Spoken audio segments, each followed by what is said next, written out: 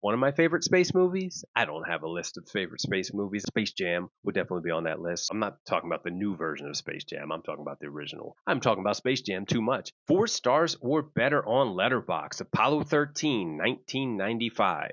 In honor of Artemis 2, the sequel to the little scene Artemis 1, I decided that I would do an astronaut movie. Apollo 13 tells the story of a bunch of astronauts, not a bunch, but enough astronauts to do a mission to the moon, boarded up in 1970 to go to the moon.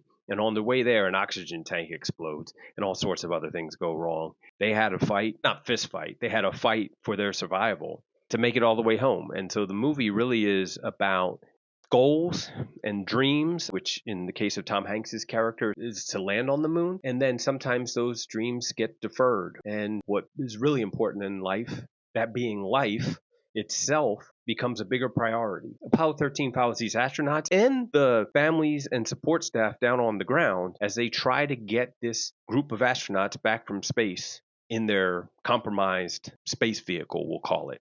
Highly entertaining, great film. Just one of those films where it's just well done and well crafted by Ron Howard. You got Tom Hanks, you got Ed Harris, you got Gary Sinise, you got Kevin Bacon, Bill Paxton, just a lineup of greats. Let's talk about Tom Hanks. Tom Hanks is the pizza of actors. Always pretty good. Every once in a while, there's just too much oregano on it, but for the most part, it's pretty good. Ron Howard makes memorable movies and a wide variety of movies. From Gung Ho to Splash to Far and Away, Backdraft, and A Beautiful Mind. He's a director that refuses to be pigeonholed, and that's crazy because at one point in his life, he was absolutely pigeonholed as Opie. I remember when I first saw Apollo 13 in the theater. 1995, I was still in high school, and I'm old. We'll just get over that. And I was going to go to film school the next year. I knew I wanted to make movies, and I knew this movie really reinforced that I wanted to make movies. And I'll tell you why. In this case, I knew this was a true story, so it only had one way that it could end, and yet I was still captivated by it. And that's where I kind of really understood the power of cinema and got really excited about it. That's 4 stars or better on Letterboxd. Apollo 13, 1995.